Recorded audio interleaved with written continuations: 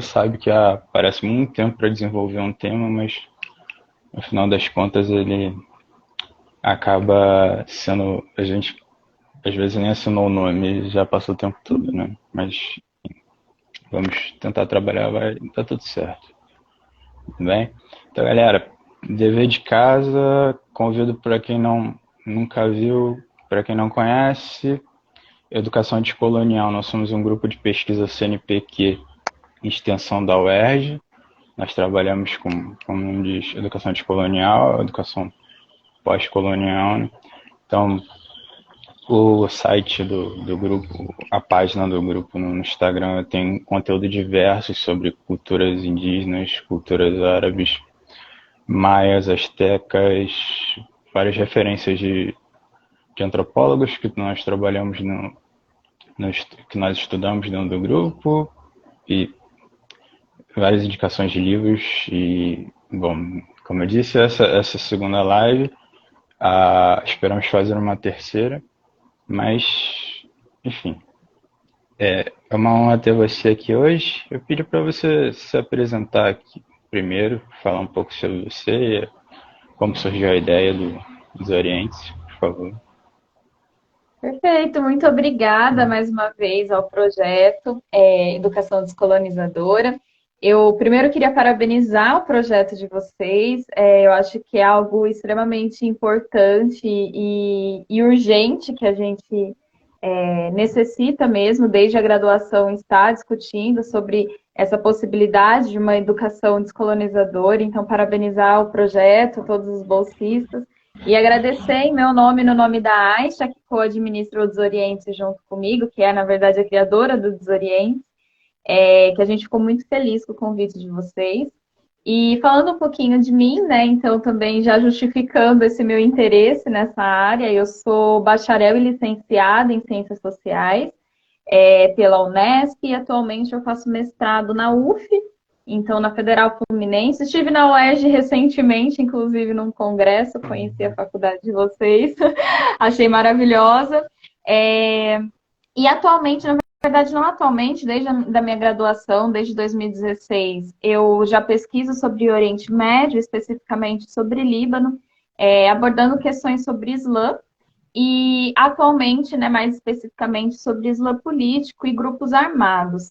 E o Desoriente, ele é um projeto que foi idealizado pela Aisha, que tem como objetivo exatamente desorientar muito dos estigmas e dos estereótipos que são criados acerca dos árabes e dos muçulmanos, especificamente. Então, tanto eu quanto ela somos filha de pais libaneses, então nós somos a primeira geração da nossa família a nascer aqui no Brasil. E a gente vivencia muito do que é esse confronto identitário, né? Essa mistura identitária. Então, temas como o pós-colonial, o decolonial, e a própria enfim, a própria abordagem crítica, né, é algo que compõe, então, nossos posts no Desorientes. Então, a gente costuma pegar temas que geram interesse ou que no senso comum são reproduzidos de uma forma, e a gente busca exatamente trabalhar isso a partir das teorias críticas e tentando desmistificar um pouco do que acontece. Então, convido também a todos e todas que ainda não conhecem, seguir o Desoriente, acompanhar nossas postagens por lá e os materiais que a gente compartilha. Vale muito a pena, assim. E, começando as perguntas, não tem como me fugir muito. A gente está numa época de Copa do Mundo, acontecendo no Catar. E, naturalmente, o interesse sobre cultura árabe, ele cresce para as pessoas, né? E alguns têm a sorte de acompanhar um conteúdo como o seu, mas a mensagem que chega para a maior parte das pessoas é o do que se rotulou como grande mídia, né? E não à toa são os meios de comunicação de massa.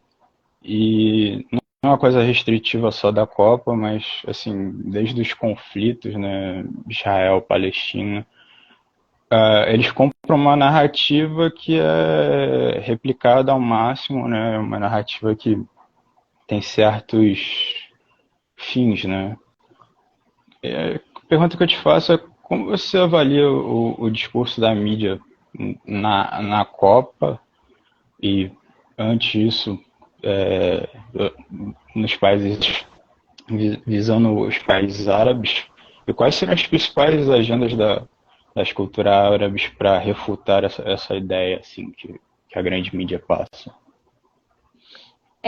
Então, eu sou uma pessoa que eu gosto muito de futebol, né? Então, desde que foi anunciado, na verdade, que a Copa seria em Catar, eu já esperava que duas coisas fossem acontecer, assim, como previsível, eu acho que de qualquer pessoa que pesquise sobre orientalismo, enfim, de que viria um discurso estigmatizado inicialmente, mas que também era uma grande oportunidade da gente conseguir trazer, né, um país árabe, que foi o primeiro país árabe, o primeiro país do Oriente Médio a sediar uma Copa. E agora a gente tem o Marrocos, né, amanhã jogando na semifinal, então também é a primeira vez de um país africano e árabe chegando a uma semifinal. Então eu acredito que essas duas questões elas trouxeram visibilidades que são muito importantes. E por que eu acredito nisso? Porque quando, enfim, né, como eu mencionei desde o início, eu já imaginava, né, que fosse a grande imprensa, né, os meios de produção de massa, enfim, o grande canal midiático, ele daria um enfoque orientalista. E quando eu falo orientalista, o que eu estou querendo dizer, né? O orientalismo é um conceito desenvolvido, na verdade, pelo Edward Said, um pesquisador palestino, em que ele fala que o Oriente, tal qual o Ocidente retrata, é uma criação ocidental. Né? Então, ele busca demonstrar como que o Oriente, e ele está especificamente falando do Oriente Médio, como que ele é reproduzido e ele é criado no imaginário ocidental pelo próprio Ocidente. Então, não é o Oriente por si, né? É o Oriente a partir de uma perspectiva, a partir de uma visão política criada pelo Ocidente. Então, isso, né? A gente já acompanhava que fosse acontecer, e foi de fato que aconteceu, principalmente nos meses e nas semanas que antecederam o início da Copa. Então a gente teve grandes temas, que inclusive no Desoriente a gente já tratava há muito tempo, né? Que grandes pautas como a violação dos direitos humanos em Catar, a questão, né, LGBTQIA+, nos países árabes de uma forma geral, mas especificamente no Catar. Então, esses pontos começaram a aparecer, né, na grande mídia. Eu digo que houve até um hiperfoco sobre essas questões, com diversos países falando, incentivando o boicote à Copa, principalmente por conta enfim, né, desses dois fatores, a questão de gênero aparecendo também. A questão é que eu acho um problema falar sobre isso? Não. Eu acho um problema a forma como foi falado sobre isso, né? Como as grandes mídias abordaram sobre isso com essa leitura enviesada e estereotipada. Então, num primeiro momento, ocorreram algumas fake news no sentido de que as mulheres não poderiam frequentar os estádios, por exemplo, a reprodução de algumas placas contra famílias LGBTQIA+, que não eram de Catar. Então, eles estavam reproduzindo como se fosse em Catar, mas não era.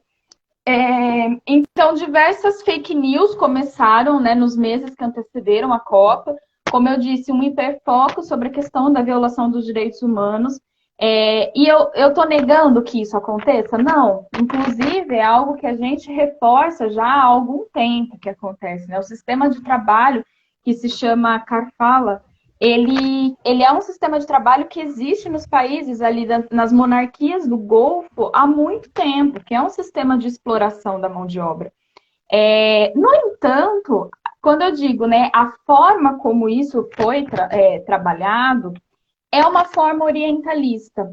Por quê? Porque a gente precisa considerar que essa exploração de trabalho, ela, na verdade, ela faz parte dos grandes eventos que acontecem no mundo inteiro.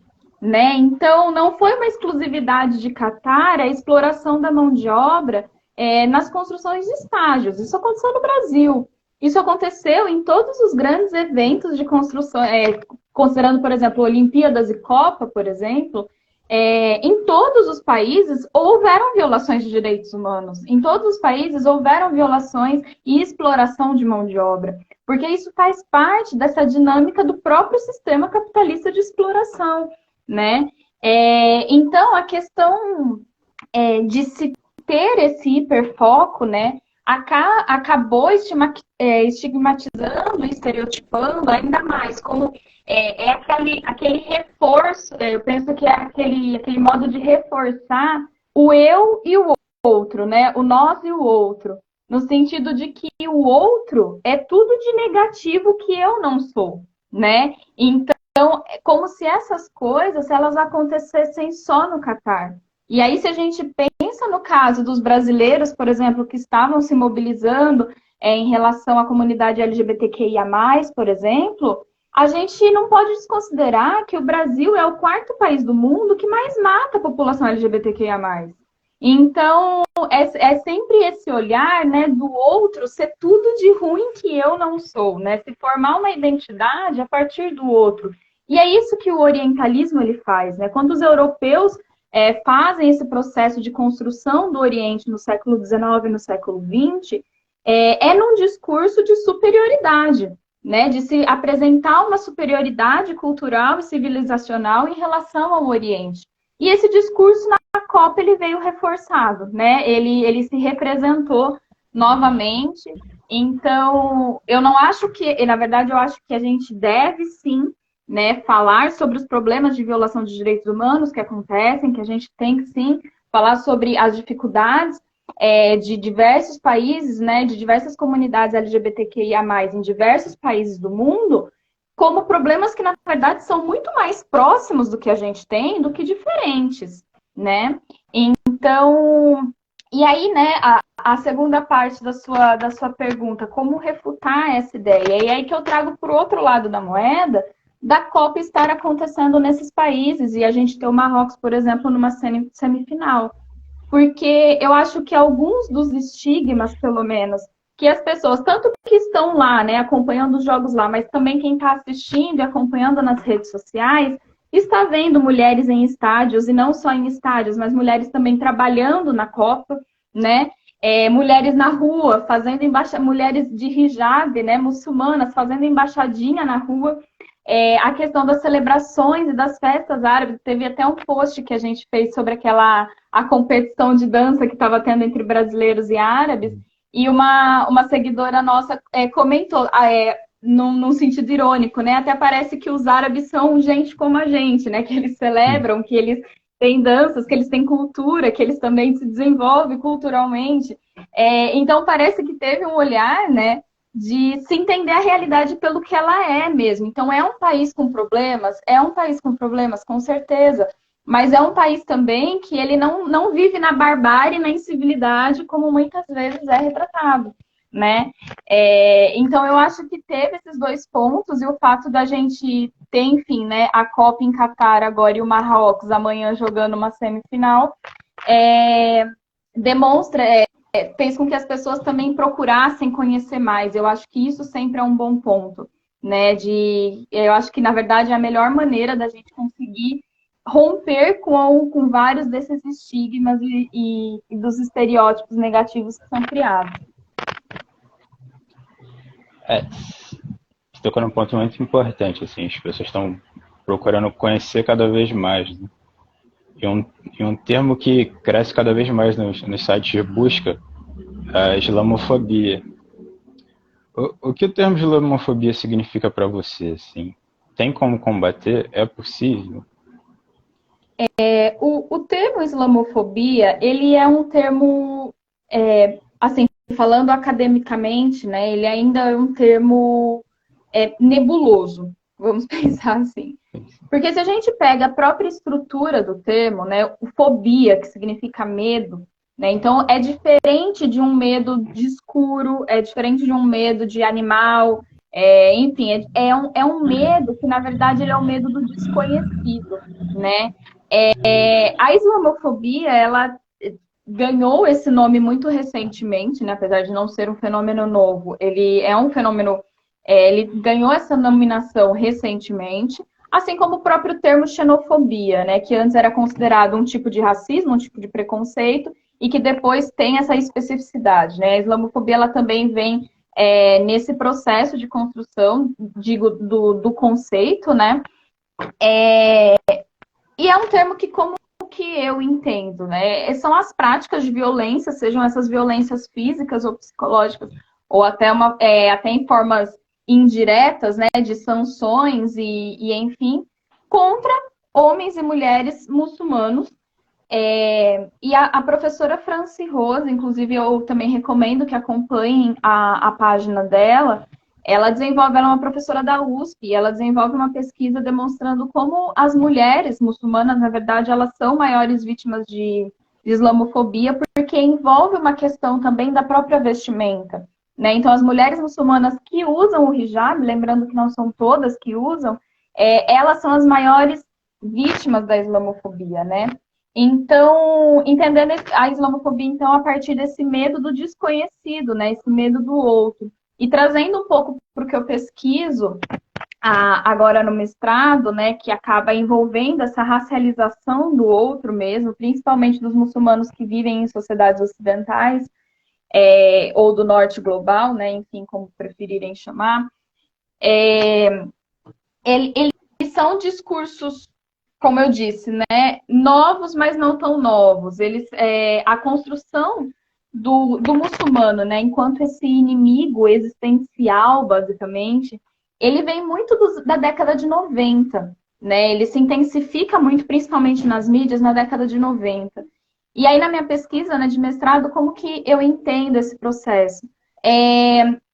A gente tem o fim da Guerra Fria, né? E com o fim da Guerra Fria, o fim da União Soviética, os Estados Unidos ele perde o inimigo que ele tinha naquele momento, né? E a criação de um inimigo, ela é fundamental para a própria economia norte-americana, que é muito fundamentada na agenda de segurança nacional do país, né? Então, você tem toda uma indústria bélica que enfim, abrange toda a estrutura econômica dos Estados Unidos. Então, se ter um inimigo é fundamental. E existe uma discussão quando se tem, né, o pós da Guerra Fria, o fim da União Soviética, de quem seria o inimigo da vez, assim, né, dos Estados Unidos. E aí, devido a uma série de acontecimentos, né, então a gente tem o atentado às Torres Gêmeas em 93, um primeiro atentado. A gente tem a Guerra do Golfo no início dos anos 90. A gente tem, enfim, uma série de questões que estão sendo discutidas e que acontecem de fato nos Estados Unidos nessa época, que a perseguição, né, aos muçulmanos e a criação dessa imagem, desse estereótipo, ela começa a se construir de uma forma cada vez mais rápida e consolidada. Então, muitas pessoas elas dão, né, o 11 de setembro, por exemplo, como o início da islamofobia, mas eu entendo que é um processo anterior. Você não cria um inimigo do nada, né? Você não cria um medo do nada.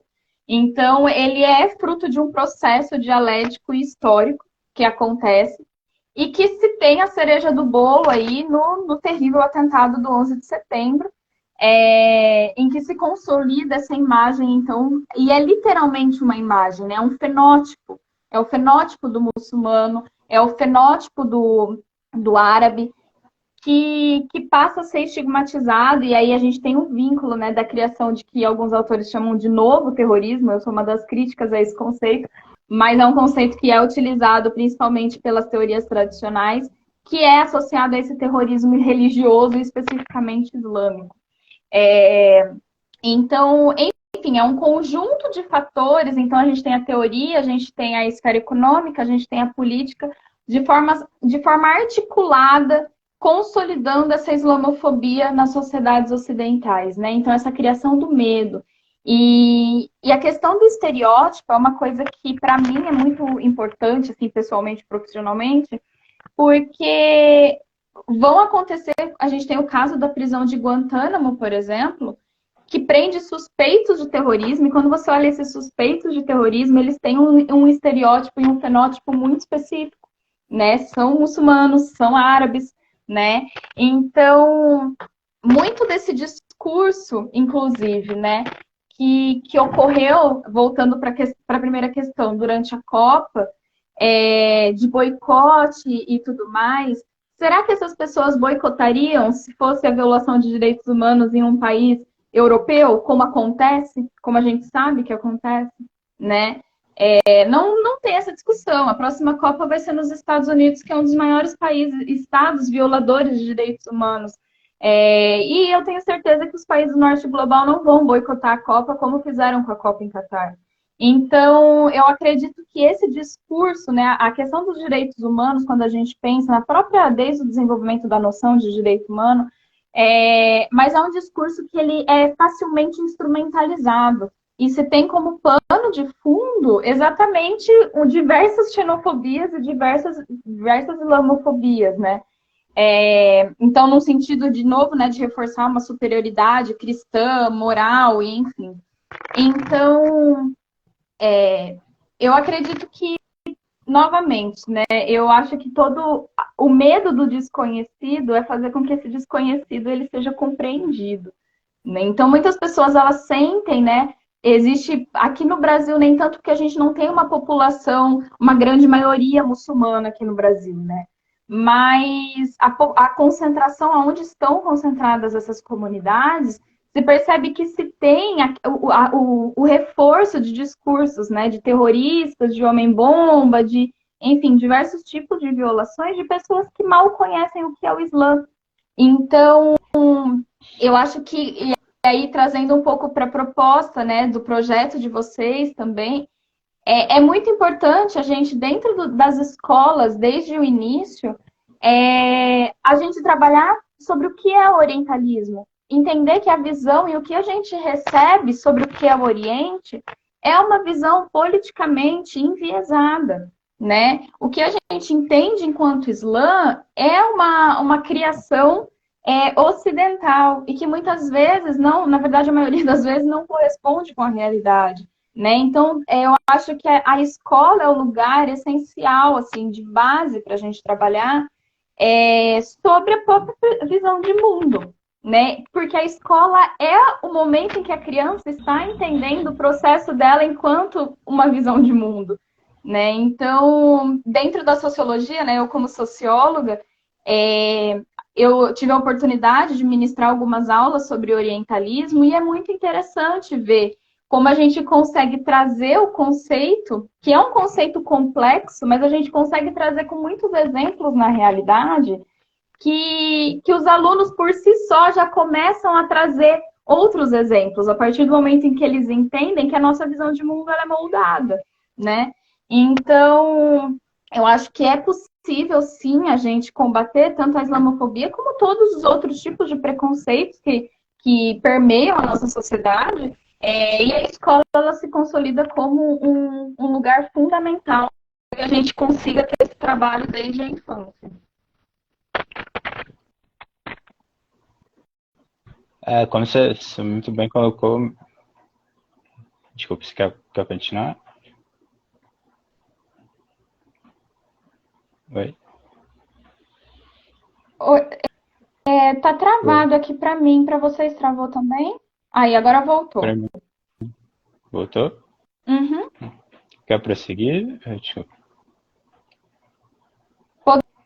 Podemos. Peraí, que tá travando um pouco a sua imagem. Eu não sei se é a minha internet. Deixa eu ver aqui. Eu acho que agora eu tô te ouvindo. Pode seguir. Tá ouvindo? Então, como você muito bem colocou, é o medo de algo que não se conhece, o medo de desconhecido, e que não tem melhor maneira de fazer isso do que com os estudos, né? Através do conhecimento, principalmente da escola, como você apontou, né? E aqui, assim, no Brasil, de uma maneira geral, é muito comum você ver colégios europeus, de países europeus, assim, tipo francês, espanhol, italiano. Aqui em Niterói, no Rio, de onde eu sou, você tem escolas públicas, uma chinesa e outra francesa. Assim. É raro você conseguir ver um colégio de um país árabe e geralmente ele é meio tem um valor elevado e acaba ficando infelizmente inacessível para grande parte da população. Assim. Como fazer para continuar os estudos assim do islamismo assim dentro da comunidade, seguindo o din, assim, qual a importância do halak para a comunidade de uma maneira geral, assim, para evitar certas desvirtuações, não sei. Deu para entender mais ou menos a pergunta? Deu Ou sim. travou? É, tá, Entendeu? tá travando um pouquinho, mas eu consegui entender. É, então, esse é um ponto muito, enfim, essencial para mim mesmo. Vocês estão conseguindo me ouvir ou a minha tá travando? Se o pessoal que estiver Eu assistindo tô, puder comentar. É? eu tô vendo aqui. Sua imagem fica um pouco embaçada para mim, Tá. mas tá, tá Se me conseguindo ver. cortar, vocês só mandar uma mensagem que eu paro e aí eu volto. Mas Hum. esse é um assunto muito caro para mim, por conta que eu vivo no interior de São Paulo, né? Então, eu nunca tive um contato muito próximo com a comunidade árabe, com a comunidade islâmica, que no Brasil elas acabam ficando concentradas tanto na capital de São Paulo, como também em Foz do Iguaçu, que a gente tem uma comunidade libanesa muito grande, né? E aí eu estou me referindo à comunidade libanesa, que é a comunidade que meu pai pertence, né? Que eu pertenço. Então, essa questão do ensino, por exemplo, além de ter uma questão, né, de que, para mim, principalmente, eu acho que durante a infância e durante a adolescência, era muito difícil de entender essa mistura cultural e identitária que eu vivia, né, porque a gente vive sempre, para quem é a primeira geração, né, a gente acaba sempre vivendo numa linha muito tênue, identitária e cultural, e no caso, religiosa também, né, eu sentia muito essa falta de ter contato com outras pessoas que vivessem a mesma realidade que eu, né? Então, por exemplo, conhecer a Aisha, conhecer outras meninas descendentes, como a Mariam Merlin, também recomendo que acompanhem a página dela, que somos as primeiras gerações, né, das nossas famílias. Para mim foi muito importante, para mim entender, né? Enfim, para entender essa dicotomia mesmo que eu vivia. Então, eu não estudei numa escola islâmica exatamente porque eu estou no interior de São Paulo e aí o acesso, e aí quando a gente pensa no acesso, é tudo muito difícil para quem é muçulmano e não está em São Paulo, por exemplo, que é a cidade mais próxima aqui. Porque a gente não tem açougue halal, por exemplo, que é a carne abatida dentro da religião muçulmana. Então, se você é um muçulmano que não está em São Paulo, por exemplo, um muçulmano praticante que não está em São Paulo, você não consegue comprar carne, né? Então, existem diversas limitações, e isso ocorre muito porque a comunidade muçulmana, né, não é majoritária no Brasil, na verdade, ela é bem minoritária. É, e aí a falta desses espaços, enfim, tanto que para entender um pouco sobre a educação em uma escola islâmica, por exemplo, eu e a Aisha, a gente conversou com a Mariam Melling, porque ela estudou em São Paulo em um colégio libanês muçulmano. E aí ela trouxe um pouco, né? Então eu vou reproduzir um pouco da perspectiva dela, que eu consegui entender, porque eu não tive essa experiência. É, que é igual você falou, né? São colégios particulares e eles costumam ter um preço extremamente elevado, porque existe tanta questão da educação bilíngue, né? Então, as crianças que estudam, elas têm, né, aula de árabe e tudo mais, e tem a aula religiosa, né? O que difere das escolas nossas, né? Então, a experiência que ela trouxe é que o fato de serem escolas extremamente caras faz com que elas não sejam escolas acessíveis para grande parte da comunidade muçulmana, né, para os filhos, enfim. O que ela comentou que acontece com muita frequência é de pessoas de classes sociais mais pobres, né, ganharem tanto bolsas de estudo dentro dessas escolas, então pagando com certos descontos e tudo mais. E existe também o financiamento de mesquitas, de próprias mesquitas que doam parte do seu dinheiro para essas escolas, para elas fornecerem vagas para alunos mais pobres. No entanto, né, são porcentagens, né? Ainda continua não sendo escolas acessíveis. E o que isso ocasiona, né? Como se a gente vai pensar nos resultados que isso pode ter para um indivíduo, né, que nasce, que é inserido desde pequeno na religião islâmica. É lógico que os valores fundamentais vão ser passados dentro de casa, mas o confronto, né, com a cultura, vamos colocar com a cultura brasileira, com a religião cristã, por exemplo, que é majoritária no país, faz com que essa criança tenha cada vez mais choque, né? Porque o que é normalmente ensinado para ela dentro de casa não vai corresponder com a educação que ela tem em outros espaços, né? E que são espaços que muitas vezes têm valores e princípios educacionais que confrontam os valores islâmicos, né? Então, eu me lembro de quando eu estava fazendo estágio, né, de um caso de uma família afegã que chegou numa escola pública que eu estava estagiando, e tinha dias que as crianças, por exemplo, se alimentavam na merenda apenas de arroz e feijão porque elas não comem carne de porco, né? Então, existe esse confronto, né, que muitas, enfim, né, acaba divergindo da questão da educação que essa criança vai ter em casa, que vai ser uma educação islâmica, né, baseada em valores islâmicos, e que não corresponde quando essa criança, por exemplo, né, eu que não moro em São Paulo, ou que não tenho acesso, ou as famílias mais pobres também não vão conseguir ter acessos, né, para essa criança ela vai se distanciar relativamente dos valores da comunidade, porque ela vai ser educada a partir de outros valores, né? Então, enfim, é uma questão extremamente complexa, como eu disse, né? Eu não estudei numa escola islâmica, então muito desses relatos a Mariam que passou, porque ela foi uma pessoa que ela estudou a vida inteira em escola islâmica, e quando ela entrou no ensino médio, ela também já não tinha condições de pagar, então ela foi para uma escola pública. E aí ela comentou, né? Ela trouxe esses relatos de como para ela foi um choque muito grande. E queira ou não, né, direto ou indiretamente, existe um confronto de valores que vai existir dentro do próprio indivíduo, né, dentro do que ele está aprendendo na escola e o que ele aprende em casa, por exemplo, e um distanciamento relativo da própria comunidade, né?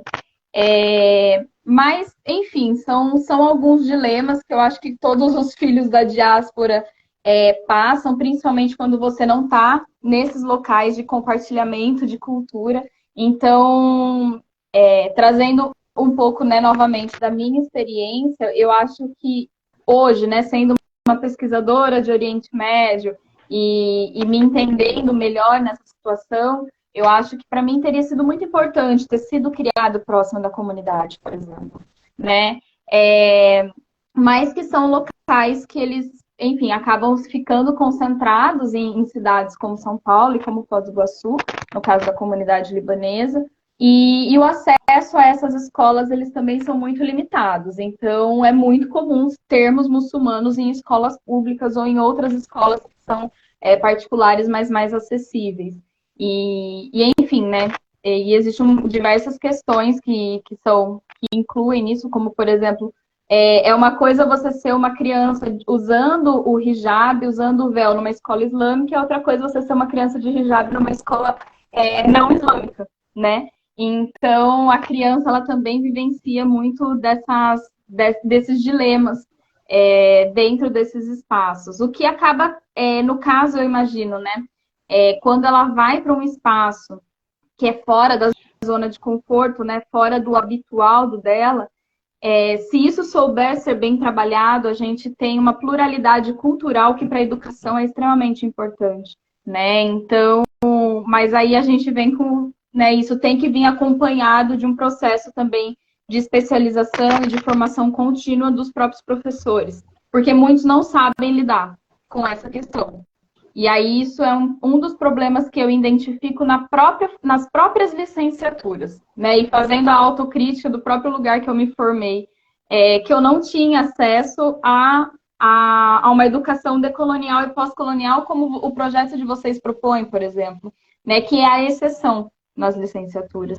Então, enfim, fazendo essa crítica mais ampla, eu acho que era isso que eu tinha para comentar sobre essa questão. Essa questão da carne que você apontou é bem interessante, assim, parece uma coisa, para quem não entende, para quem vem de fora, uma coisa simples, mas eu vi que na França, durante a eleição, alguns candidatos queriam proibir até a questão da carne, assim. Sim. Um tocante bem interessante, assim. Você quer abrir para as perguntas agora? Se alguém tiver, o que você acha? Podemos abrir. Podemos abrir. Se tiver Alguém, alguma pergunta. alguém tem alguma pergunta?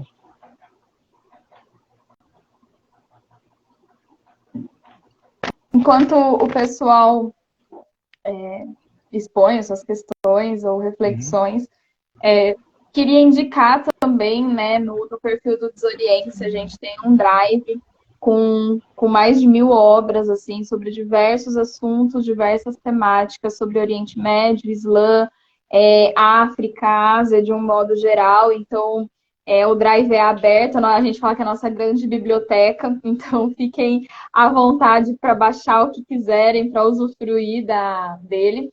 E nos nossos posts, né, só ir rolando lá o feed, a gente também tem uma série de posts sobre diversos países árabes, e em cada um deles a gente dá indicações de bandas, de livros, de filmes, né, documentários.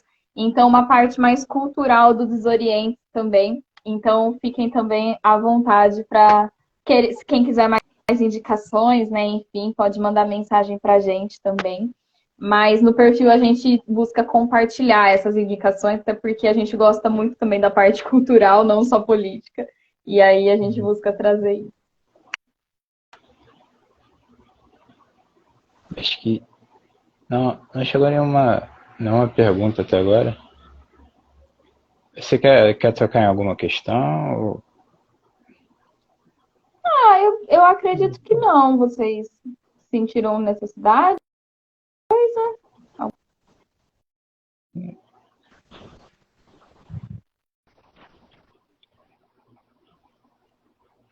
que eu tinha preparado para expor era mais ou menos isso. Tudo bem. Acho que se você quer falar alguma coisa sobre. Você estuda conflitos, desculpa.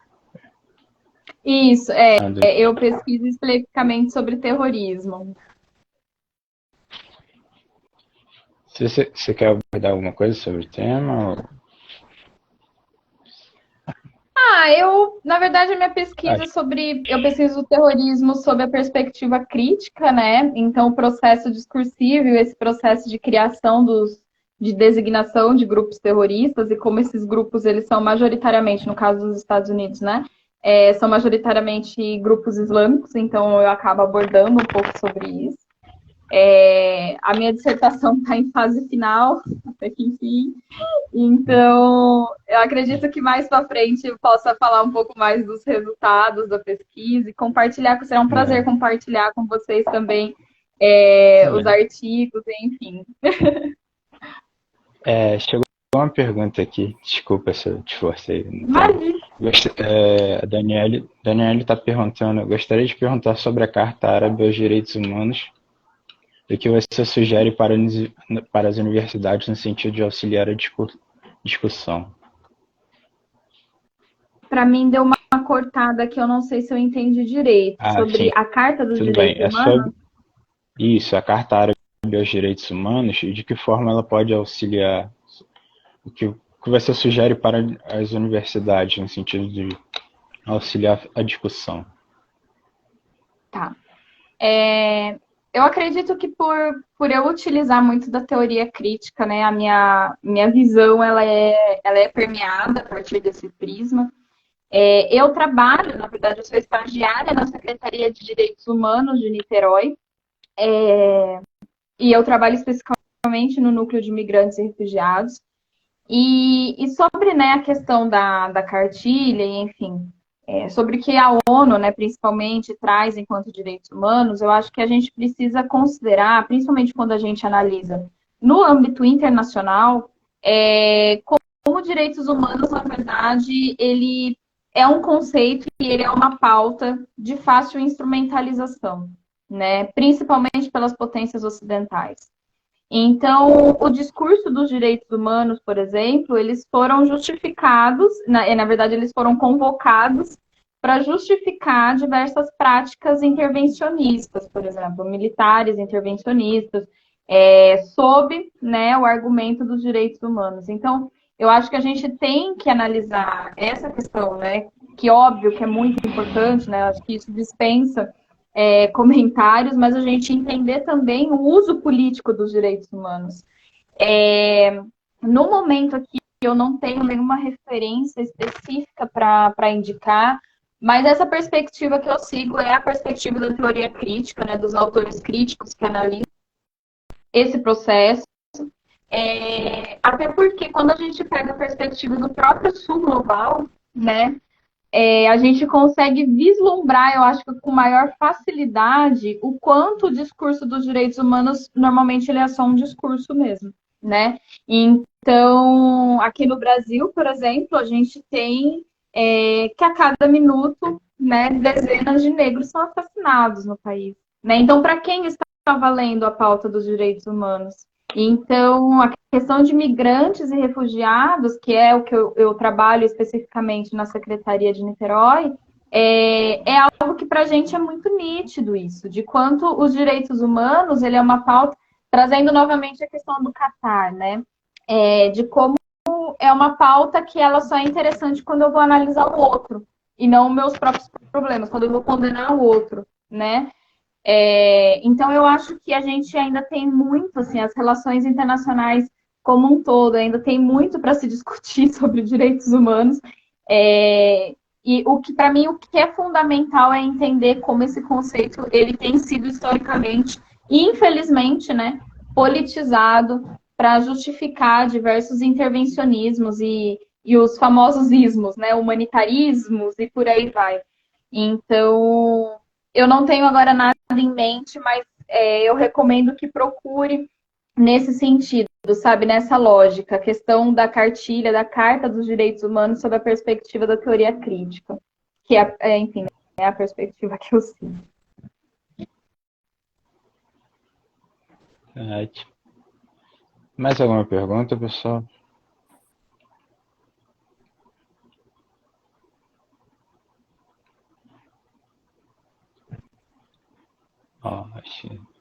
Acho que não chegou nada, então acho que você quer fazer alguma consideração final? Quer falar alguma coisa?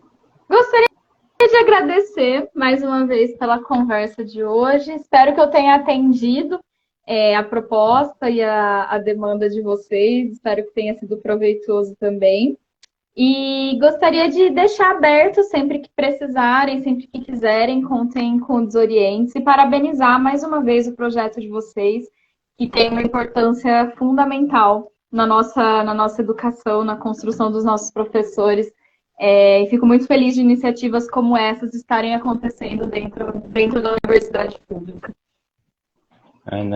Nós é que agradecemos, foi muito esclarecedor. Muito obrigado pela palestra. Né? E espero até uma próxima, podemos trocar mais assuntos. Né? Até uma agradeço próxima. a todos. Até uma próxima. Agradeço a todos que assistiram. Tá? Então, vou encerrando por aqui. Mais uma vez, muito obrigado. Tá? Boa noite. Muito obrigada. Boa noite. Tchau, tchau. Boa noite. Tchau, tchau.